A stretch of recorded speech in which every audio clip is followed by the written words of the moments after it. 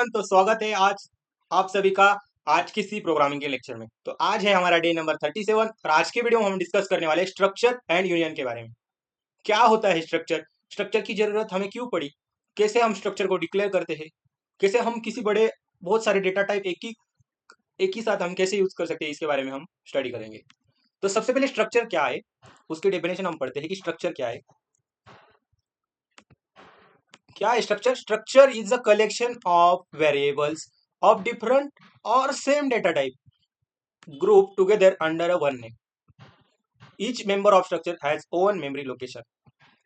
अभी इसका मतलब क्या है कि स्ट्रक्चर क्या है? आप ऐसा मान सकते हैं कि ये क्या है कि एक मान लो कुछ स्टूडेंट है।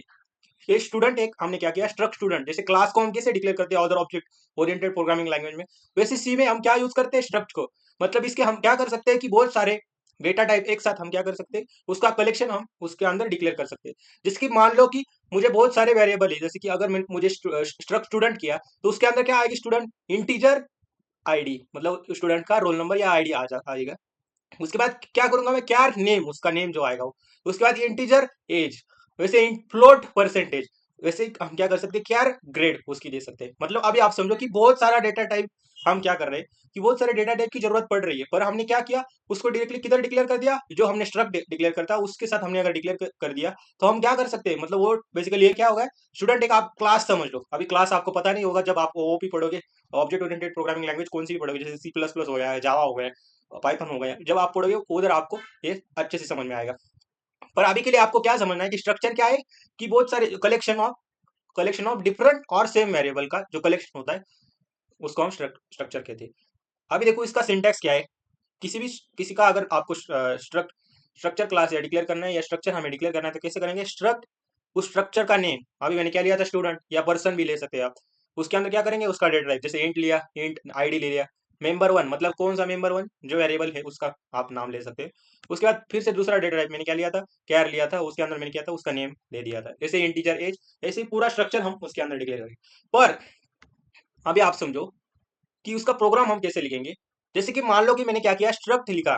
हम कौन सा कीवर्ड यूज करते हैं, स्ट्रक्ट कीवर्ड को यूज करते हैं किसके लिए, देखो इधर भी मैंने सिंटेक्स के अंदर क्या किया था, स्ट्रक्ट को हम यूज करते हैं किसके लिए, कि किसी, जैसे मान लो कि किसी का हमें क्या करना है कि स्ट्रक्चर डिफाइन करना है, तो उसके लिए क्या करेंगे, हम स्ट्रक्ट कीवर्ड का यूज करेंगे। तो इधर क्या किया, मुझे पर्सन स्ट्रक्चर है, उसका मुझे क्या करना है कि स्ट्रक्ट डिक्लेयर करना है। मतलब उसके अंदर जितने भी सारे वेरिएबल आएंगे उसको हम कहाँ डिक्लेयर करेंगे, उस स्ट्रक्चर के अंदर। जैसे क्या मैंने क्या किया, स्ट्रक्ट कीवर्ड यूज किया, उसके बाद क्या नाम दिया, स्ट्रक्चर का नेम क्या है, पर्सन नेम। मतलब अब तक हम क्या कर रहे थे कि अगर मुझे क्या करना है कि जैसे अगर मुझे किसी की एट्रीब्यूट कोई इंफॉर्मेशन बताए तो हमें हर बार क्या करना पड़ता था, हर बार उसको आप कह सकते हो कि उसको इनिशियलाइज करके मुझे क्या बताना पड़ता था कि ये वेरिएबल है। पर मुझे अगर कोई अगर मान लो कि स्टूडेंट है और स्टूडेंट की सभी जितने भी वेरिएबल है आप मान सकते हो, जितना भी उसके फीचर्स है सभी का अगर आप कलेक्ट कर देंगे तो वो किसकी मदद से कर रहे हैं, हम स्ट्रक्ट की मदद से कर रहे हैं। तो स्ट्रक्ट ने क्या किया कि पर्सन, तो पर्सन का क्या होगा, सबसे पहले नेम होगा, तो क्या नेम, नेम हो गया। तो क्या हो जाएगा, नेम, नेम ना उसके अंदर डिक्लेयर हो जाएगा। वैसे इंटीजर एज और भी जितनी सारी फीचर है, जैसे हाइट हो गई, वेट हो गया, सभी को हम क्या करेंगे, उसके अंदर डिक्लेयर करेंगे, क्या उसके डेटा टाइप और उसका जो मेंबर नेम है या वेरिएबल नेम है उसको हम डिक्लेयर कर रहे हैं। अभी देखो कि जितने भी सेट ऑफ वेरिएबल है वो किसके अंदर डिक्लेयर किए, हमने स्ट्रक्ट अंदर किए। पर आप उधर देख रहे हो कि आप जब उसको डिक्लेयर कर रहे हो तब कौन सा भी ब्लॉक नहीं बनेगा। रैम के अंदर क्या होगा कि मैंने क्या बताया था कि जो स्ट्रक्ट है उसकी ओन मेमोरी बनाता है। मतलब आप ऐसे समझ सकते हैं कि प्री डिफाइंड वेरिएबल है, उसकी ओन मेमोरी बनती है, और हर एक मान लो कि कैर नेम बनाया तो उसका एक अलग अलग वेरिएबल बनेगा। वैसे एंटी एज का अलग एक मेमोरी लोकेशन बनेगा, वैसे हाइट का एक अलग मेमोरी लोकेशन बनेगा। ऐसे सभी का अलग अलग मेमोरी लोकेशन बनेगा किसके अंदर, जो पर्सन नाम की मेमोरी है उसके अंदर वो बेसिकली बनेगा, वो स्ट्रक्चर होगा उसके अंदर बनेगा। पर जब तक हम क्या करते हैं, उसको क्या करते हैं, इधर देखो मैंने स्ट्रक्ट पर्सन P1, मतलब जब तक हम उसको क्या करते हैं, फिर से मेन फंक्शन के अंदर उसको असाइन करने लेते या उसको इनिशियलाइज नहीं कर लेते, तब तक वो मेमोरी नहीं बनेगी। और अब मैंने क्या किया, स्ट्रक्ट पर्सन P1 किया। स्ट्रक्ट पर्सन P1 किया तो एक ब्लॉक तैयार हो गया। उस ब्लॉक के अंदर अभी क्या आ जाएगा, जो P1 के अंदर जितने भी वेरिएबल डिक्लेयर किए उसके लिए क्या बनेंगे, एक ब्लॉक बनेंगे। जैसे कि पहला नेम है तो नेम के लिए एक बना उसका डेटा टाइप, ऊपर देखो। वैसे एज के लिए दूसरा ब्लॉक बना, वैसे हाइट के लिए तीसरा ब्लॉक बना। अभी मुझे क्या करना है कि उसके अंदर वैल्यू असाइन करनी।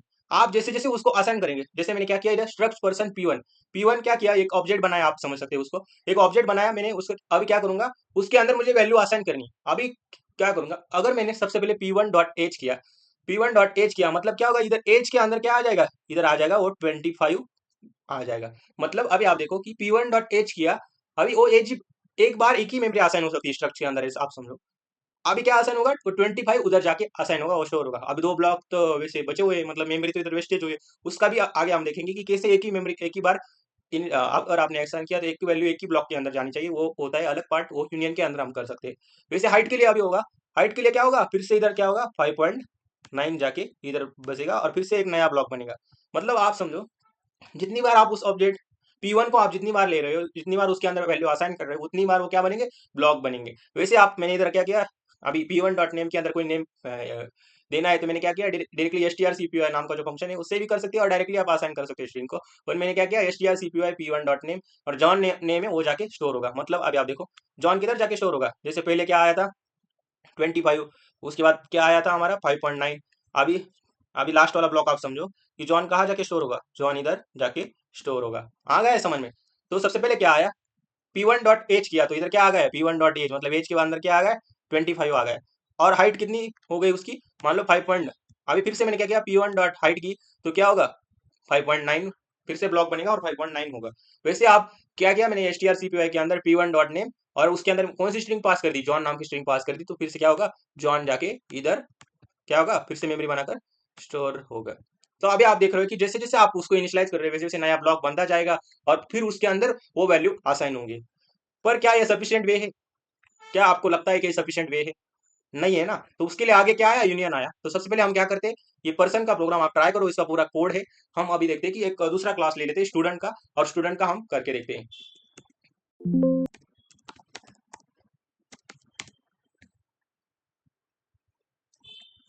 अभी आप स्क्रीन पे देखो कि मुझे क्या करना है कि स्ट्रक्चर बनाना है, तो कैसे बनाएंगे हम, एक स्ट्रक्चर क्लास बनाना है तो कैसे बनाएंगे आप अभी समझो।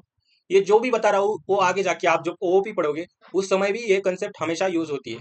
अभी आप ऐसे समझो, सबसे पहले मैं क्या करूंगा कि हैशटैग इंक्लूड, क्या करता हूँ hashtag include stdio dot H कर दूंगा, कर दिया। अभी क्या करता हूँ कि मैं सबसे पहले क्या बनाना है, मुझे स्ट्रक्ट, स्ट्रक्ट क्या बनाऊंगा, स्टूडेंट नाम का स्ट्रक्चर मुझे बनाना है, स्टूडेंट। और अभी क्या करूंगा मैं, वेरिएबल का नाम लिख दिया। अभी मुझे क्या करना है कि स्ट्रक्ट मतलब जिसका स्ट्रक्चर बनाना है उसका स्ट्रक्चर का नेम बताया और मैंने क्या यूज कीवर्ड यूज किया, स्ट्रक्ट कीवर्ड यूज किया। अभी मैं क्या करता हूँ, उसके अंदर की जो वेरिएबल स्ट्रक्चर, स्ट्रक्चर क्या होता है, it is a collection of different variable और सेम वेरिएबल। तो अभी स्टूडेंट हमने स्ट्रक्ट का नेम लिया तो उसके अंदर क्या आएगा, सबसे पहले आएगा उसका रोल नंबर, इंटीजर क्या करता हूँ मैं, रोल नंबर कर देता हूँ, कर दिया। अभी वो क्या आएगा, कैर नेम डालेंगे वो इधर आसाइन हो जाएगा। उसके बाद क्या करता हूँ मैं, फ्लोट, फ्लोट क्या करता हूँ, परसेंटेज दे देता हूँ, स्टूडेंट के परसेंटेज कितने हैं वो भी हम ले लेंगे। उसके बाद मुझे क्या करना है, परसेंटेज होने के बाद मैं स्टूडेंट का एज भी ले लेता हूँ, क्या करता हूँ इंटीजर एज ले लेता हूँ। अभी बताओ इधर कितने ब्लॉक बने होंगे, एक तो बना होगा जो स्ट्रक्चर का जो मेन मेन ब्लॉक होता है वो बना होगा। उसके बाद आप देखोगे तो उसके अंदर कितने ब्लॉक बने होंगे, 1 2 3 और 4, 4 ब्लॉक उसके अंदर बने होंगे। पहला ब्लॉक कौन सा बना होगा, रोल नंबर, उसके बाद नेम, उसके बाद परसेंटेज, उसके बाद एज। अभी क्या करता हूँ, ये ब्लॉक कब बनेंगे, मतलब ब्लॉक कब बनेंगे मेमोरी लोकेशन के अंदर कब असाइन होंगे, जब मैं क्या करूंगा उसको वाइड मेन, उसको क्या करूंगा, उसका आप ऑब्जेक्ट भी कह सकते हैं। मैंने अगर इधर क्या बनाना पड़ेगा मुझे, struct, struct student, student S1 में बना देता हूँ, बना दिया। अभी क्या होगा,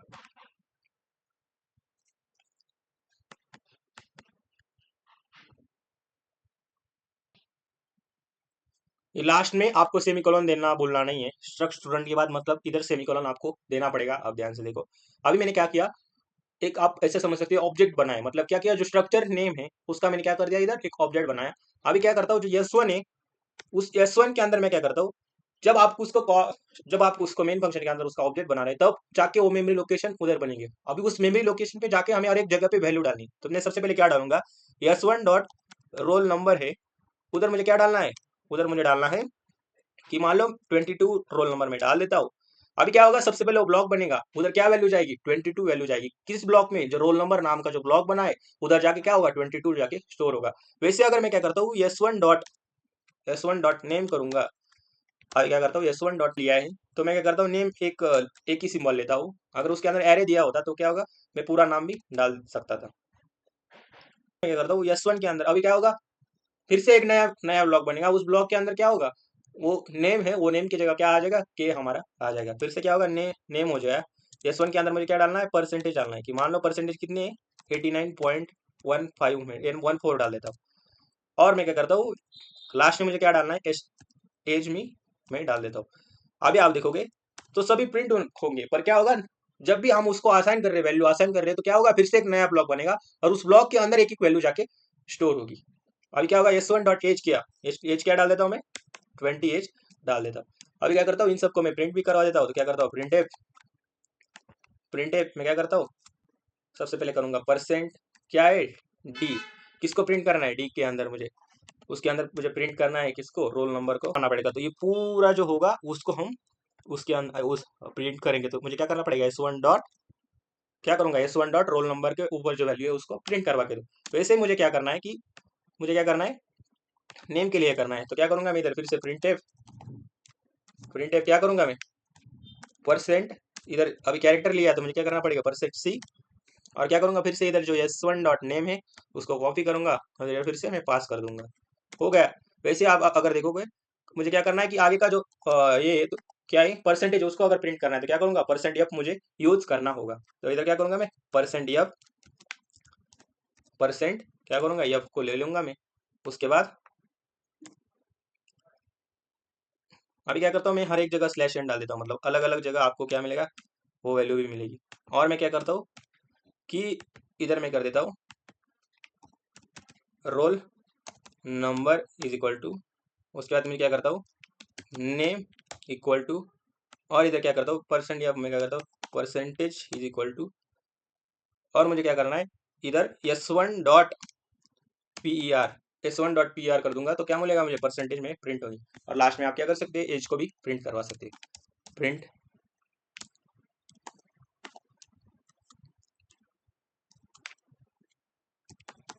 एज इक्वल टू क्या करता हूँ मैं, इधर अब एज है तो परसेंट डी ले लूंगा, और इधर क्या करता हूँ मैं, इधर कर देता हूँ मैं S1 डॉट एज में कर दूंगा। अभी क्या करता हूँ, इस कोड को मैं चला के देखता हूँ कि हमारा आउटपुट सही आ रहा है कि नहीं, ये हम चेक करेंगे। कंपाइल सक्सेसफुली हो गया। अभी देखो रोल नंबर 22 हमारा आ गया, नेम हमारा के आ गया, उसके बाद परसेंटेज भी आ गया, और एज भी हमारा प्रिंट हो गया। तो ये हो गया क्या, स्ट्रक्चर। स्ट्रक्चर क्या होता है वो अभी हमने समझा, और कैसे हम उसका प्रोग्राम लिखेंगे वो भी हमने समझा। और नेक्स्ट जो है, अभी देखो कि ये एक हो गया, तो हर एक बार जब हम वैल्यू असाइन कर रहे हैं तो क्या होता था, वो फिर से ब्लॉक बनकर उस ब्लॉक के अंदर वो जो वेरिएबल है वहां जाके वो क्या वैल्यू स्टोर हो रही थी। तो ये तो लॉस है ना, मेमोरी हमारी लॉस हो रही है। तो उस मेमोरी लॉस को मिनिमाइज करने के लिए आगे क्या आया, आगे आया हमारा यूनियन आया। तो यूनियन क्या होता है, आप पहले वो समझो।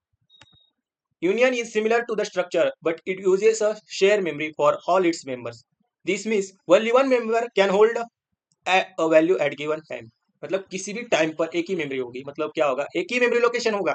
अगर आपने एज डाला तो उस पर जाके एज स्टोर होगा, उसके बाद अगर आपने नेम डाला तो उधर जाके नेम स्टोर होगा। मतलब क्या होगा, इधर आप एक ही मेमोरी ब्लॉक यूज कर रहे हैं, तो हम हमारे क्या होगी उससे, हमारे उसकी वजह से जो मेमोरी वेस्ट हो रही थी स्ट्रक्चर की वजह से, वो इधर वेस्ट नहीं होगी। तो इसका सिंटैक्स सेम टू सेम क्या होता है, स्ट्रक्चर की तरह ही होता है। जैसे हम उधर स्ट्रक्ट की यूज कर रहे थे, वैसे इधर क्या यूज करेंगे, यूनियन को हम यूज करेंगे। उसके बाद यूनियन नेम, मतलब जैसे हम स्ट्रक्ट नेम ले रहे थे, वैसे यूनियन नेम, किसका यूनियन कराना है, यूनियन किसका करना है, जैसे data type member one, int member one क्या होगा, नेम मान लो। दूसरा जो होगा क्या होगा कि आईडी मान लो, दूसरा मेंबर वन, इंट में इंट क्या करूंगा मैं, इंट उसका आईडी ले लूंगा, और नेम नेम क्या कर दूंगा, कैर नेम कर दूंगा। तो ये हो गया सेम टू सेम है। अभी देखो इसका कोड क्या है, ये आप देखो। क्या क्या, अगर मुझे स्टूडेंट का बनाना है तो क्या करूंगा, यूनियन, उसके बाद स्टूडेंट, उसके बाद मैंने क्या किया, उसका डेटा टाइप रोल नंबर, क्या नेम, फ्लोट पर। तो अभी आप देख रहे हो तो इधर क्या बनेगा, एक ही स्टूडेंट नाम का। अभी आप देखो इधर यूनियन स्टूडेंट एक ही ब्लॉक बनाए। अगर मैंने उसके अंदर क्या किया कि S1 डॉट नेम, मतलब इस S1 पे जाके क्या होगा, टी अपडेट होगा। और इधर क्या किया ना, मैं S1 dot roll roll number, अब इधर जाके क्या होगा, 5 जाके स्टोर होगा। वैसे ही S1 डॉट नेम किया, और उस नेम की जगह क्या स्टोर होगा, टी जाके स्टोर होगा, मतलब वो पहला 5 चला जाएगा। उसके बाद न्यू वैल्यू अपडेट होकर क्या आएगी, टी हमारी आएगी। तो अभी आप देखो कि एक ही मेमोरी लोकेशन के अंदर बहुत सारी वैल्यू आपको स्टोर करनी, तो क्या यूज करना पड़ेगा, आपको यूनियन को यूज करना पड़ेगा। वैसे परसेंटेज के अंदर अभी इधर क्या आ जाएगा, 81.7 आ जाएगा। आ गया समझ में, तो ये कोड आपको समझ में आ गया होगा। अभी क्या करता हूँ, इसके जो की पॉइंट है वो आप पढ़ ले। वो क्या है, all members are share the same memory location, वही मैंने इधर बताए थे, सभी वही है। और उसके बाद one one only one member can store, वही जो मैंने डेफिनेशन के अंदर बताया वही सभी पॉइंट है। और क्या है, members are access using a dot operator, वैसे ही उसके अभी देख सकते हैं आप, each member of structure you store separate memory location, वही जो डेफिनेशन के अंदर बताया था वही की पॉइंट्स आप ले सकते हैं। चाहे तो आप इसका स्क्रीनशॉट ले लो और बाद में आप इसको पढ़ भी सकते हो। अभी मैं क्या करता हूँ, यूनियन का कोड आप अभी मैं करता हूँ, उसी कोड चेंजेस करता हूँ। इसका लॉस क्या है कि स्ट्रक्ट के अंदर मल्टीपल टाइम मेमोरी बन रही थी, तो उसके लिए मेमोरी वेस्टेज हो रहा था। और यूनियन के अंदर क्या हो रहा था, यूनियन के अंदर एक ही मेमोरी के अंदर वैल्यू क्या हो रही थी, अपडेट हो रही थी। तो एक बार बहुत सारी मेमोरी क्या होती, शेयर उधर हो रही थी। वैसे ही मुझे इधर क्या करना पड़ेगा, जिधर स्ट्रक्ट है उधर सिर्फ यूनियन करना पड़ेगा। बाकी का सभी प्रोग्राम आप देखोगे, सब सब सभी क्या है, सभी सेम टू सेम ही है। अभी इसको मैं रन करके देखूंगा, तो अभी देखो हमारा आउटपुट इधर आ जाएगा। देखो ब्लॉक के अंदर मेमोरी, सभी जितने वेरिएबल बना रहे हैं वो एक ही मेमोरी को शेयर कर रहे हैं। मतलब बार बार हमें कोई मेमोरी लोकेशन नहीं बनाना है, तो क्या यूज करेंगे, यूनियन यूज करेंगे। अदरवाइज हम दूसरा क्या यूज कर सकते हैं, स्ट्रक्ट का यूज सकते हैं। अभी क्या करता हूँ मैं, इसके बीच का जो डिफरेंस है उसको अभी हम पढ़ेंगे। डिफरेंस अभी पढ़ लो। इस डिफरेंस की मुझे लगता है मैंने जितने भी पॉइंट बताए उनमें से सभी आपको क्लियर हो ही गया होगा, पर अभी भी फिर से मैं आपको बताऊंगा। जैसे memory allocation, each member has own memory, हर एक एलिमेंट क्या करता है, एक अलग अलग मेमोरी लेता है। वैसे इधर क्या हो रहा है, सभी एक साथ शेयर हो रहे हैं, तो क्या होगा, all members share the same memory. Size देखोगे तो क्या होगा, इसकी size, size is the sum of all numbers plus padding. मतलब सभी की अगर इंट डिक्लेयर किया, इंट एज डिक्लेयर किया, तो उस एज की इंटीजर की साइज क्या होगी, 4 बाइट्स। वैसे क्यार नेम डिक्लेयर किया तो क्यार की साइज क्या हो गई, 1 हो गई। वैसे सभी का सम करके आपको क्या मिलेगा, आपकी वो स्ट्रक्ट की साइज मिलेगी। वैसे आप इधर देखोगे तो इसकी साइज किधर इक्वल, किसके इक्वल होती है, अगर आपको सबसे बड़ा जो डेटा, आपको सबसे बड़ा डेटा उसके अंदर स्टोर करना है, तो साइज किसके इक्वल होगी, एक ही ब्लॉक बनेगा ना, तो वो क्या होगी, जो सबसे बड़ा ब्लॉक होगा उसके इक्वल होगी। अभी मान लो इस एग्जांपल में, तो सबसे बड़ी, मान लो कि मुझे क्या करना है कि आप देख सकते हैं फ्लोट की साइज सबसे बड़ी होगी, उसके बाद इंटीजर, उसके बाद कैर। तो अभी आप देखो तो क्या होगा, मेमोरी एलोकेट किसकी होगी, जो सबसे बड़ी जिसकी साइज होगी वो जाके होगा, और उसके बाद उससे कम वाले तो स्टोर हो ही सकते हैं ना उसके अंदर। आ गया समझ में। तो ब्लॉक किसने साइज का बनेगा, ब्लॉक बनेगा size equal to the largest member, जो मेंबर सबसे लार्जेस्ट है उससे इक्वल बने। All members can store a value simultaneously, all members क्या कर सकते हैं, साइमल्टेनियसली वैल्यू स्टोर हो सकती है। इधर क्या है, only one member can hold at a time. मतलब अभी देखो उधर क्या हो रहा था कि सभी वैल्यू स्टोर हो रही थी।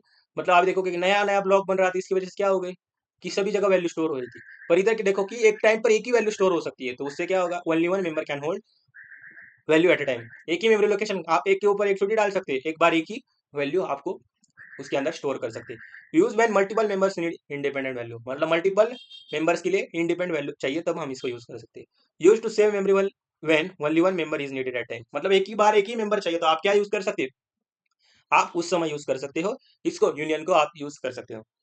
स्ट्रक्चर और यूनियन का यूज करके आपको एक बुक का टेबल बनाना है, उसके अंदर क्या है कि बुक, मतलब किसी लाइब्रेरी से आपको एक बुक इशू करना है, तो उसके अंदर आप बुक का आईडी डालो, आपका नेम डालो, ये सभी डालकर आपको क्या करना है, उसको यूज करके एक प्रोग्राम आपको करके देखना है। आ गया समझ में। तो क्या है स्ट्रक्चर, ये इसको भी समझ लिया कि स्ट्रक्चर क्या है, कि किस कलेक्शन ऑफ वेरिएबल, मतलब बहुत सारे वेरिएबल को अगर आपको क्या होता है, group of together under one name, मतलब एक ही नेम के अंदर आप क्या कर सकते हो, बहुत सारे, जैसे कि स्टूडेंट हो गया, तो स्टूडेंट के अंदर के जितने एट्रीब्यूट है, अगर उसको आपको डिफाइन करना है एक साथ, तो आप किसका यूज कर सकते हो, स्ट्रक्ट का यूज कर सकते हो। और अगर आपको एक टाइम में एक ही अगर यूज करनी है, तो हम क्या यूज कर सकते हैं, यूनियन का यूज कर सकते हैं। तो आज के लिए इतना ही, बाकी का हम क्या करेंगे नेक्स्ट लेक्चर में देखेंगे। तो अभी देखो कि यूट्यूब पे एक लेक्चर डालना, ये मेरा क्या होता है, स्टार्टिंग सुबह जब भी उठता हूँ तो मेरा एम होता है, और मैं उस एम को फुलफिल करके रहता हूँ। तो आज के लिए इतना ही। कोई चीज़ मेरे से अगर गलती हो गई तो कमेंट सेक्शन में बता देना। तब तक के लिए okay bye, thank you so much.